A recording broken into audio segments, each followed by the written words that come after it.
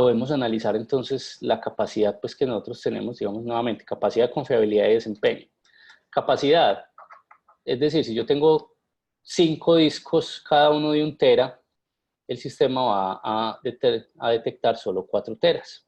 ¿Por qué? Porque uno de los discos lo está almacenando información redundante, entonces efectivamente vamos a tener n-1 por la capacidad pues, de cada disco, ¿cierto? Entonces si yo tengo 5 teras, 5 discos de 1 tera, el sistema solo va a reconocer 4 teras disponibles pues, para capacidad útil.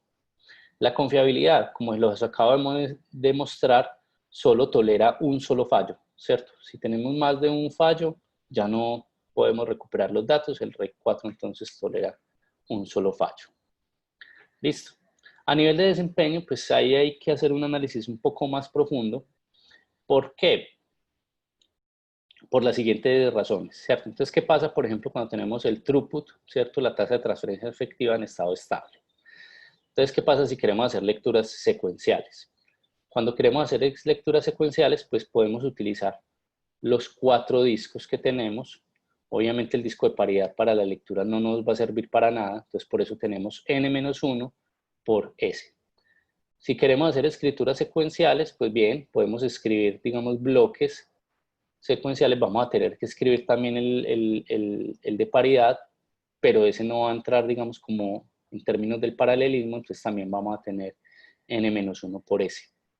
Para hacer una lectura aleatoria, por ejemplo, si yo quiero leer el posición 0, el 5, el 10 y el 15, potencialmente yo podría poner a trabajar todos los discos en paralelo, excepto el disco de paridad. Entonces siempre vamos a tener n-1 por r. ¿Listo? Digamos, lo complejo del RAID 4 está en el hecho de las escrituras aleatorias. ¿Por qué? Si voy a hacer la escritura de un solo bloque, ¿sí? Pues yo solo debería, pues también debería actualizar la paridad de ese bloque de datos. Entonces, si yo voy a hacer la escritura, por ejemplo, del bloque 2, tengo también que ir a modificar la paridad de ese bloque 2.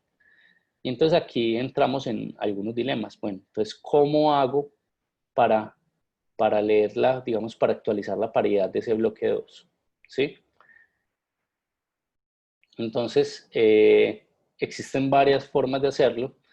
La primera forma es, bueno, si yo tengo que actualizar la paridad de este stripe, de todo este bloquecito de datos, entonces yo tengo que volver a leer el 0, el bloque 1, el 2 que está entrando, y leer el bloque 3 y actualizar la paridad 0, ¿cierto? Lo cual es costoso, ¿cierto? Si entre más discos yo tenga, pues más lecturas voy a hacer para poder hacer una escritura. Entonces eso es costoso. El desempeño va a depender del número de discos. Entre más discos, pues va a ser más costoso, va a tener menos desempeño. Hay otro método para calcular esa paridad utilizando una paridad sustractiva. La idea es que si yo voy a actualizar, digamos, uno de los bloques, ¿sí? Digamos que este bloque C2 yo lo voy a actualizar con un dato que entra, un dato nuevo, ¿sí? Digamos que va a entrar un 0. La idea es que yo no tenga que hacer la lectura de los otros discos, sino que con esta información, el dato nuevo que entra, el dato anterior y la paridad que tengo, pueda entonces calcular el nuevo valor de paridad. Y es muy sencillo, ¿cierto? Básicamente, si yo tengo que actualizar ese valor viejo por uno nuevo, entonces yo leo el dato nuevo, leo la paridad, perdón, el dato viejo, la paridad vieja, y si el dato viejo es igual al nuevo, pues la paridad es igual. Pero si el dato viejo es diferente al dato nuevo, pues cambia el bit de paridad. En este caso, el dato nuevo es 0 y el dato viejo es 1, la paridad tiene que cambiar a 1 también, ¿cierto? Entonces, esa es como la situación. Haciendo esta paridad sustractiva, yo no tengo que hacer las lecturas de estos otros discos, sino que para cada escritura, pues yo simplemente tengo que hacer la lectura de la paridad, la lectura del dato viejo y hacer 2 escrituras. Entonces, por cada escritura tengo que hacer 2 lecturas, que es el dato de paridad viejo y el dato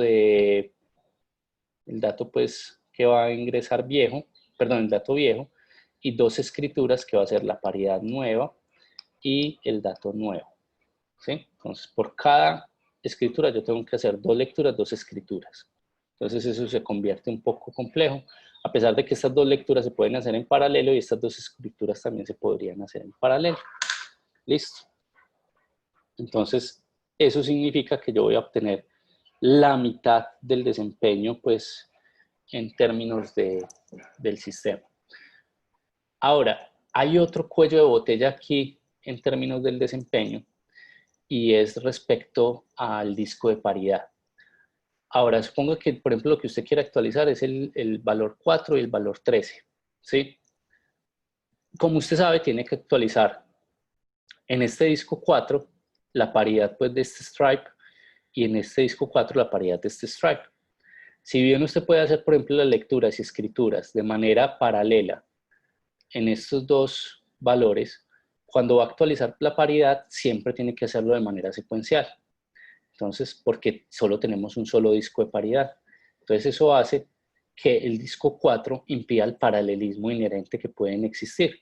Entonces, como el disco 4 se utiliza tanto para actualizar esas paridades, siempre que hagamos escrituras, resulta que se convierte en un cuello de botella porque va a ser el que más está trabajando y va a ser trabajando totalmente de manera secuencial, pues no hay paralelismo allí y eso va a alterar el desempeño de manera que incluso nosotros no obtengamos incluso la tasa de transferencia aumentada, sino que vamos a tener la mitad de la tasa de transferencia pues de acuerdo a este problema. La latencia para una lectura simple pues es equivalente a un disco simple, ahí no hay problema. La escritura, como lo acabamos de demostrar, pues requiere 2 lecturas y 2 escrituras, ¿sí? Bloque de datos y bloque de paridad. Las lecturas y escrituras pueden realizarse en paralelo, pues entonces vamos a tener siempre pues esa penalización y en general la latencia total es el doble de la latencia pues de un disco. Entonces ese es en términos del RAID 4.